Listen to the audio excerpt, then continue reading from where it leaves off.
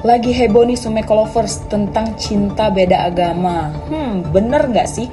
Cinta beda agama itu cuma buang-buang waktu? Namun pada faktanya masih banyak yang menjalani hubungan beda agama bahkan hingga bertahun-tahun meskipun pada ujung-ujungnya gagal login atau kandas di tengah jalan.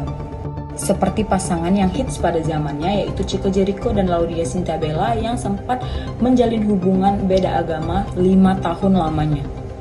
Namun keduanya memutuskan untuk berpisah karena beda keyakinan dan beda pemahaman. Kisah cinta beda agama lainnya terjadi pada penyanyi senior Dewi Yull dan pesinetron Ray Sahetapy. Keduanya bahkan sampai melangsungkan ke jenjang pernikahan, guys.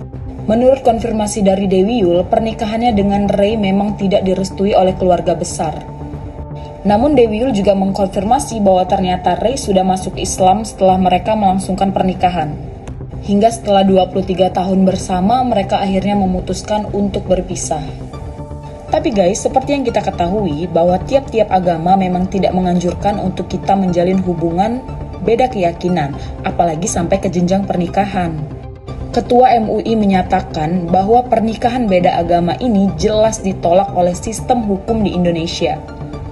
Bahkan salah satu pendeta yang terkenal yaitu Gilbert Lumoidong menegaskan untuk kebaikan menikah memang harus satu agama.